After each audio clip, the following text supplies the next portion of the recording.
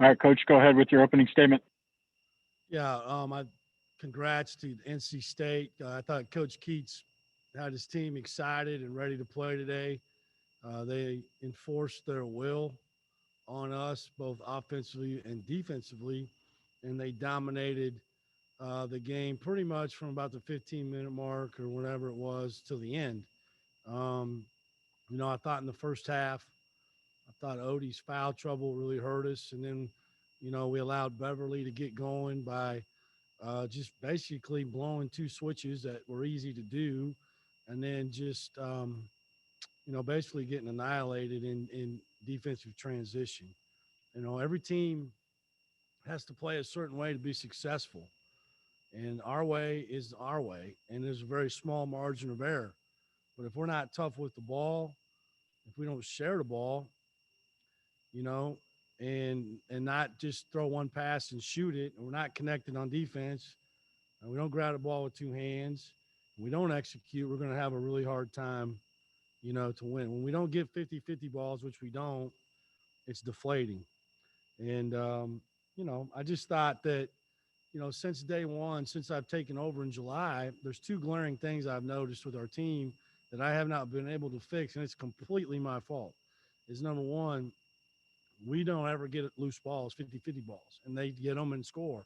And number two, we're just bad in defensive transition. And we work on it every single day. It's one of the most important things to me that we do. And I have failed as a coach to get our team to do it consistently. So that's on me. It's not on the players. That's on me. I apologize to our fans for us, to play a rivalry game like this and not compete, not be ready to go. And it looked that way to me. Instead of trying, out there trying to make a miss, I guess we're hoping that they miss. But I just thought they were the more aggressive team, the more um, prepared team than we were, and I thought they did a really good job today of taking the game to us. Questions? Steve, I guess, why do you think things are so different in these last two games compared to the Florida State performance? Yeah, that's a great question. I talked about that because I think, Ethan, it's just great proof of, you're either getting better or you're getting worse every day, right? And so I really felt like, and I wasn't shy in saying this, I felt like on Monday and Tuesday in practice, our players approached practice as if we kind of had, like we had beaten Florida State, and we hadn't. And so I thought they were way too comfortable. No, not the edge that they needed. And that's my job. It's not, I gotta change that. And so I tried, and obviously I didn't do a good job. And Duke came in here, and ran their offense, and you know, did a great. We couldn't guard them. Same way today. Our defense is not good. We've digressed. We scored 35 points in the first half and was down 16, and they turned it over 11 times. We weren't guarding them. They didn't feel us. They drove it on us. They posted us. They got to the foul line, and they really hurt us. Listen, we can talk till we're blue in the face about scheme and all that stuff, but when the other team scores 28 points on turnovers, and you score 5, they score 10 on offensive rebounds, and they get 19 on fast breaks, and you get 1. I mean, I don't think you got a very good chance to win. I mean, I've been around a long time. I would think those numbers aren't going to add up for you. And so I think those things are effort and communication and toughness. And I thought they had all that today, and we didn't. Looking at the turnovers, you said after the game in Raleigh, State was playing a defensive pressure that wasn't even designed as much to take the ball away before you cross half court. Right. That was before Ian showed up, and you still had a ton of turnovers today. What were some of the things State was doing? Right. Well, first of all, we played 11 guys, and I doubt I've ever since I've been a head coach ever had every player on the team had a turnover. Every player, every 11 of the players had a turnover, and I can only remember one time that we turned it over in the press. I think it was Jacoby got They took it from him and they laid it up in the first half. Other than that, every one of those turnovers occurred in the half court.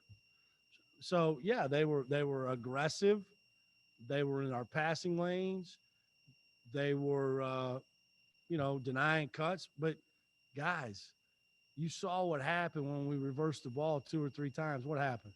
We got shots right at the rim, man. When we got 2 ball reversals, I think we scored every time, or we got fouled. And when we went off 2 feet and shot faked, we got fouled or made baskets. But when we didn't, what happened? We got Thunderbird blocked it, or the ball got knocked out of our hands. We didn't get it. And then when we didn't reverse it 2 times, and you're right, they're really aggressive, and so you got to loosen them up. But when you just want to go do your own thing, and this team can't do that, and then not reverse it and maybe play off one pass, bad things happen. Bad shot or a turnover. So it wasn't the press at all. I mean, I thought we handled that extremely well. It was what happened in the half court. It's a lot of that credit goes to NC State, but a lot of it too is just our impatience and our unwillingness to continue to run our offense. When we did late in the shot clock, we normally scored. We just didn't do it enough. And then when you give them 19 turnovers, well, that's a lot more possessions for them, so empty possessions. Coach, you talked about possessions where, you weren't getting the ball reversals you want. You didn't think people were sharing the ball enough. But in terms of those longer possessions where you'd get a shot at the end of the shot clock, and just obviously the motion is, not supposed to be stagnant, but in terms of just the ball just being held up and like Akpomo and Odie having the ball on the perimeter, what do you want to see offensively to have those possessions just look smoother? I mean, those guys are going to be open for a reason because they're not going to make threes. And so when the other team is out there pressing up on us, then they have to be pressure release. So that's why they're out there. And so, but when they pass it, they've either got to go ball screen or they got to curl and post. And well, I mean, you can say what you want to say, but Odie, I mean, he didn't play in the first half. He got in foul trouble, and that was the end of it. And we ran, we threw it to Akpomo 3 times. He turned it over 3 times. So, I mean, there's not a lot of confidence from his teammates to throw him the ball when you don't know what's going to happen with it. So to answer your question, yeah, I want them out there so they can reverse the ball because they're always going to be able to get a catch. But then they have to curl and post, or they have to go ball screen. And that's how you run motion. Steve, you mentioned some of the defensive miscues. Sounded like they were some of the same stuff from Wednesday night. How frustrating is it that stuff didn't get corrected? Really frustrating, Connor. I mean, it's just a lack of attention to detail. And it's, getting the game plan into the game.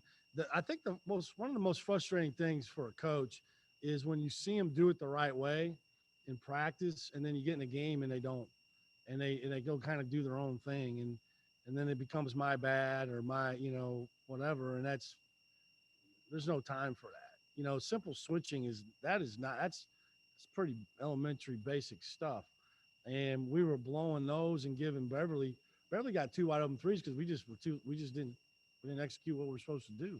All you had to do is switch out and guard him. And,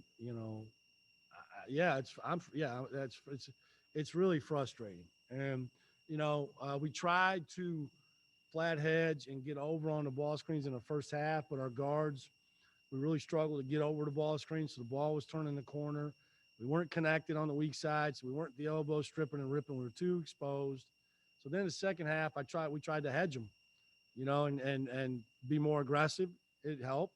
But now you have put pressure on your help side Gaucho, your low guy. He's out there guarding the 3-point guy away from the ball, and the big guy lays it up. I mean, it's just like, again, Swiss cheese, and we're not, again, that's on me though. I mean, I have to do better.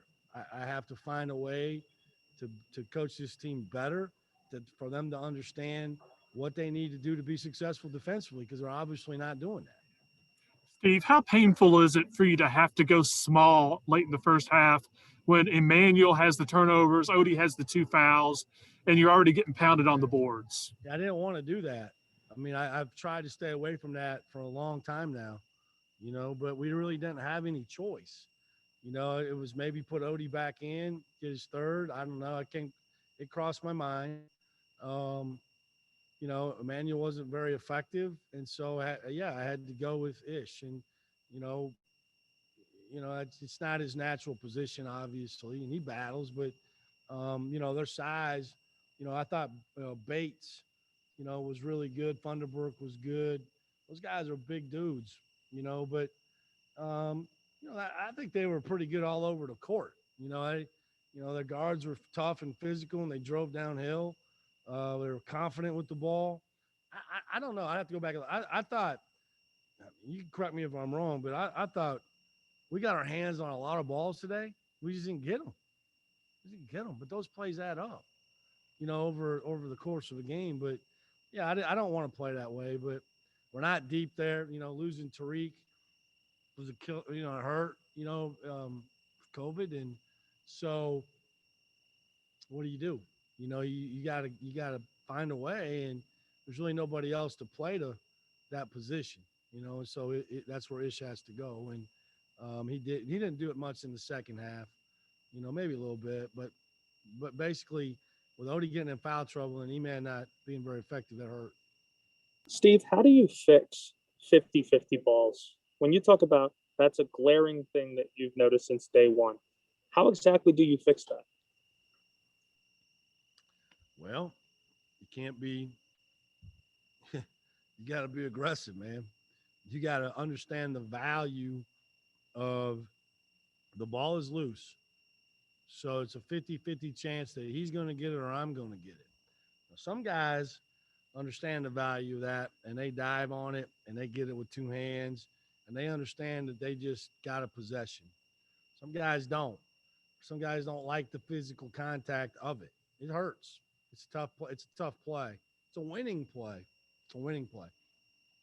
Some guys they don't want to get on. They maybe want to try to get it without getting down there, or bending over at the waist, or, and then once you get your hands on it, you got to possess it. It's a big thing. And, and it's something I've talked about since the day I got the job.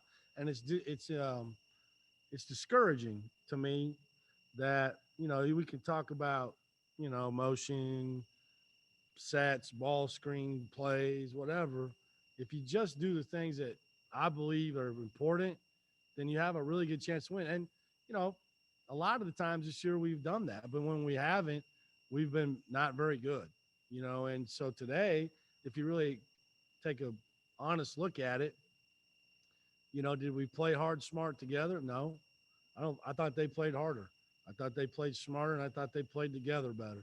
Did we share the ball? When we did, we had good things. When we didn't, we're not very successful. Were we gritty, grimy, tough on defense? Absolutely not. Did we grab the ball with two hands? Absolutely not. Did we execute?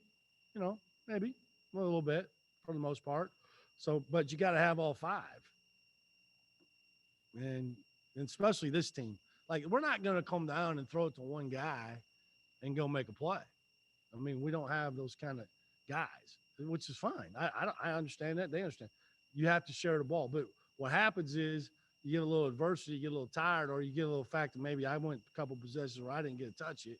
So now a little bit of selfishness creeps in there, and I want to go do my own thing so I can get a shot. Can't do that. Not with it. Not this team. Not this team. That's not the way we can play. It's not the way we can play to win. We can play that way, but we're not going to win. We got to play as a team. That'll wrap you up. Thanks, Coach. All right. Guys, we have Isaiah Musius here. We'll open it up for questions. Isaiah, I guess first off, you have two games that kind of look pretty similar to each other. I wonder, were you guys were you concerned that maybe the Duke game and the way it went was going to spill over like this? Or, how are you guys feeling kind of coming into this game? We tried to put that behind us. I mean, there's a lot of mistakes that we made, and I think coming into this game, we were just like, whatever happened in the past, happened in the past, and we got to try to move forward from that. And that was really it. That was our mindset coming into the game. Why did you feel like it was maybe the games were so similar to each other as far as like the margins you guys faced and the way things went?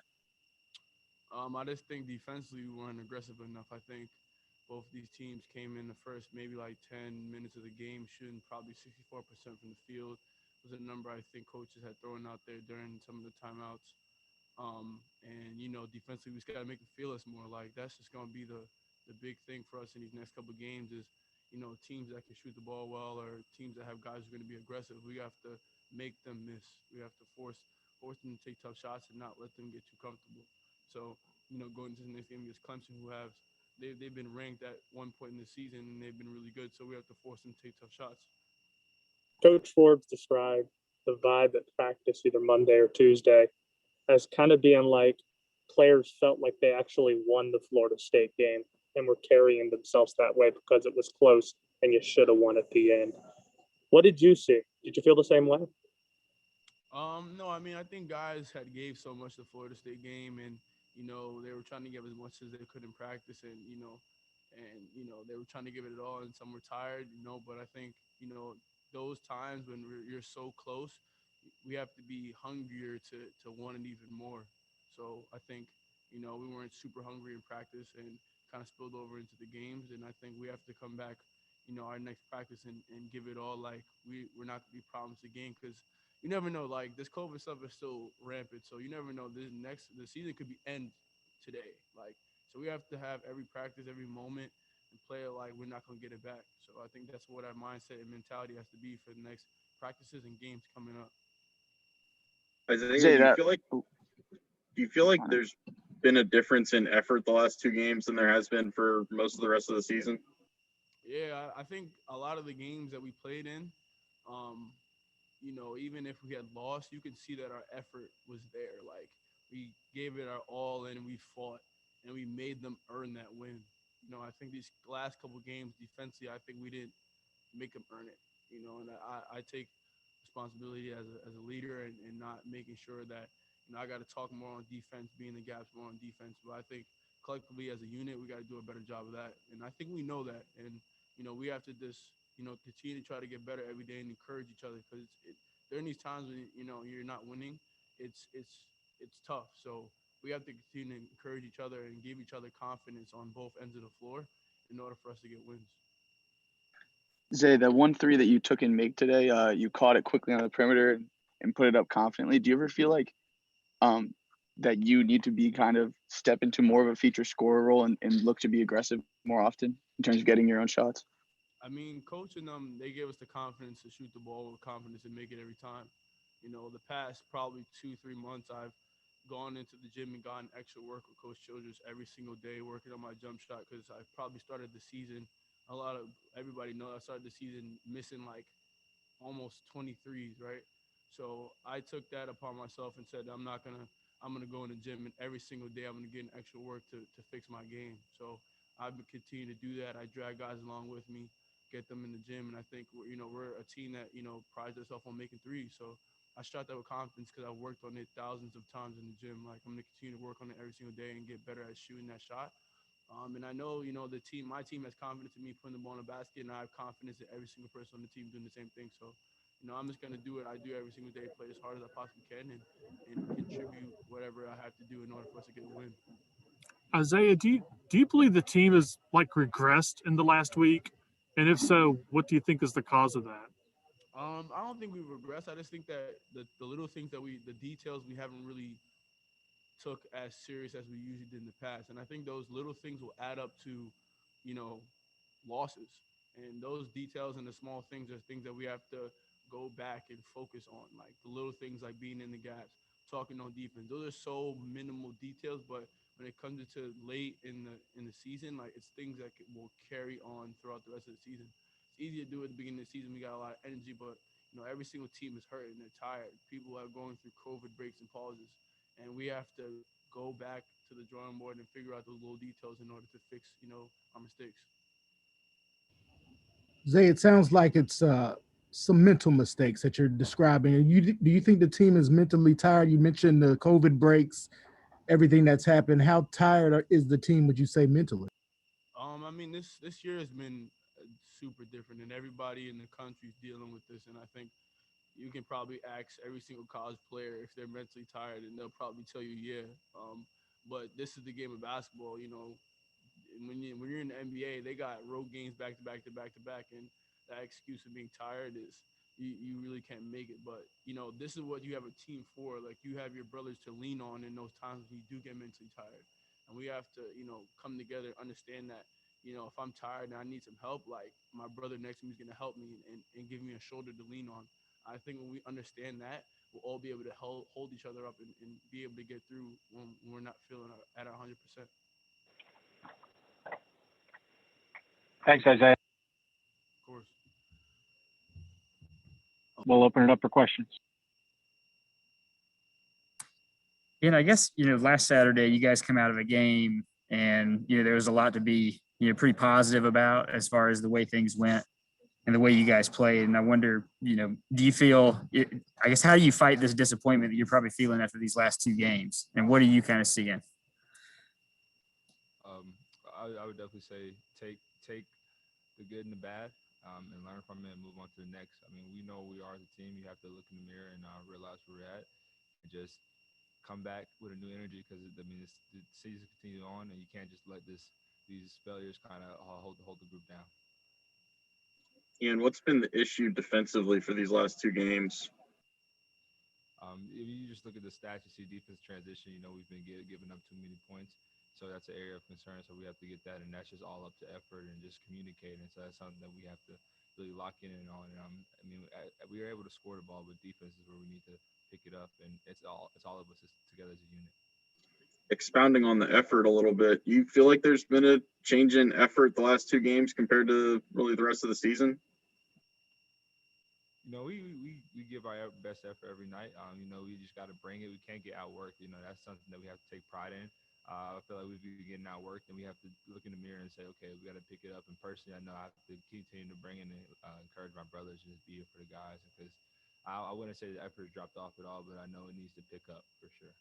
Steve Orts pointed out that most of the turnovers were in the half court. Still a pretty big number of turnovers. So did NC State do anything differently than some of the other teams you faced, particularly in the half court? I mean, they're a good defense team. They force a lot of turnovers typically. A lot of the turnovers were just self-inflicted. It was some things that we just miscommunicated amongst ourselves, and so majority of our turnovers are things that we can hold ourselves accountable and look in the mirror and we can fix, I would say. Ian, what do you think offensively are the keys to you guys being able to really move the defense and allowing, penetration to find kickouts to open shooters?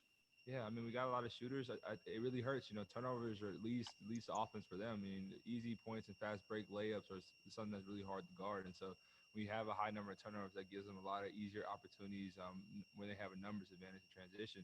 So limiting our turnovers will definitely give us opportunity to compete and make it easier as some defense. Our half-court defense, we have had our moments and shown that we can guard really well. But in transition, it's hard to guard when we have four guys going against two or three.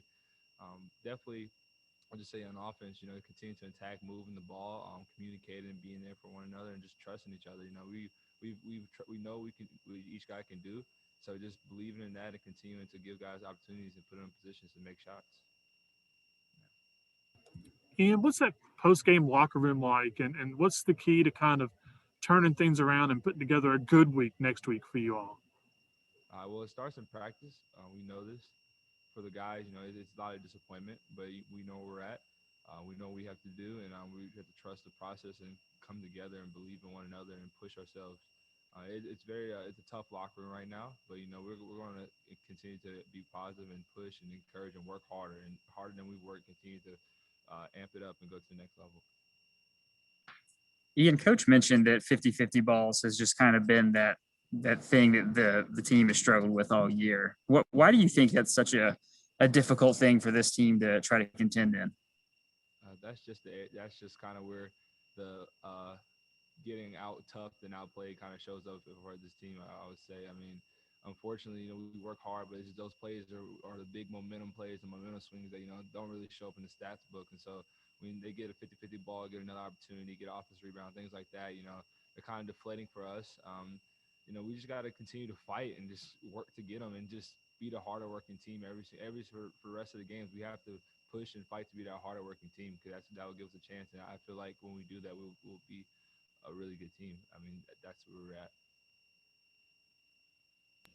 Ian, coach has really harped on that the last couple of games. How do you fix that in practice? Can you kind of bring that to practice and get those guys to give that effort to go after those 50-50 balls? Well, we all have to hold ourselves accountable. I mean, we're a team. We do it together. But, I mean, as an older guy on the team, I'm definitely responsible for bringing that energy and encouraging guys and being a demonstrator of playing hard, getting on the floor, getting those 50-50 balls, and just being competitive in every single moment. Don't waste any play or any opportunity. Honestly, I would say just a mentality and mindset. You know, it's not really about how big or how small you are. It's just about how much heart you have and how much you want the ball. And so I feel like guys have it. We just have to go do it and demonstrate. I believe in this group and I believe in everybody on our team, but we just have to go out there and do it. Thanks, Ian. Appreciate it.